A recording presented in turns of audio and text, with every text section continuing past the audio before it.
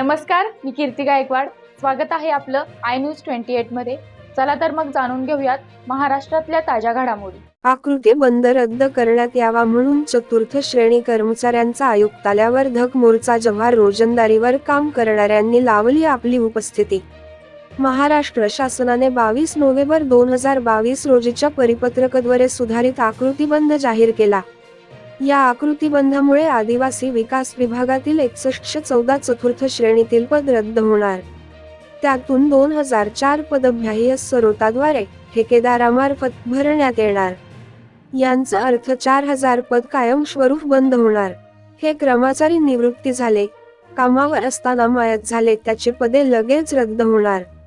म्हणजे कामावर असताना मयत झालेल्या कर्मचाऱ्यांच्या वारसांना अनुकंपाखाली नोकरी मिळणार नाही.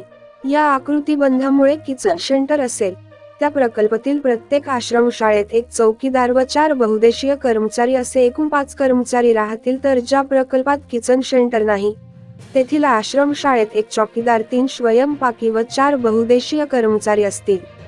किचन शेड असतील तेथे एक कर्मचारी शिपाई, एक साप्ताहिक सुट्टीवर, एक श्री कर्मचारी मुलीसोबत रात्री झोपायला, आजारी विद्यार्थ्याबरोबर एक कर्मचारी, मग जेवण वाढणे, साफसफाई करणे. हे काम करण्यासाठी कोणी उपलब्ध नसते, मग मुलाकडून कामे करून घेतली जातात. म्हणून आश्रमशाळा मानकानुसार कर्मचारी भरले पाहिजेत. त्याचप्रमाणे इतर अनेक मागण्या घेऊन आदिवासी विकास आयुक्तालयावर राष्ट्रीय उपाध्यक्ष व राज्य अध्यक्ष डॉ.एल. कराड यांच्या नेतृत्वात मोर्चा काढण्यात आला. यावेळी अनेक कर्मचारी उपस्थित होते. वार्ताहर कडवेट विश्वनाथ भुये, जव्हारची रिपोर्ट.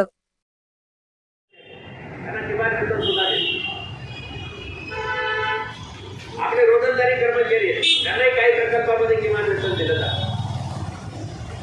आणि या देशाचं सर्वोच्च न्यायालय असं सांगतं की रोजंदारी असो, कंत्राटी असो, तासिकावरचा असो, कुठलाही कर्मचारी असो, तो जर कायम कर्मचाऱ्याप्रमाणे काम करत असेल तर त्याला कायम कर्मचाऱ्यांचं वेतन आणि लाभ दिले पाहिजेत.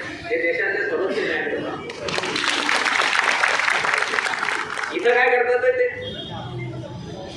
सुप्रीम कोर्टाचा निकाल आहे, 2016 मधला निकाल. परंतु सुप्रीम कोर्टाच्या निकालानुसार तुम्ही आम्हाला समान कामाला समान वेतन द्यायला पाहिजे. ते पण दे म्हणजे काय, शिकलेले पण हे सगळे बसलेले, हे अधिकारी शिकलेले लोक आहेत.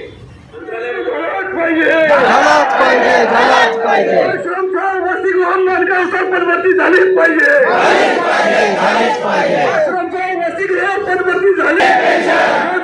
कर्मचाऱ्यांना कायम सगळ्यात समान घ्या.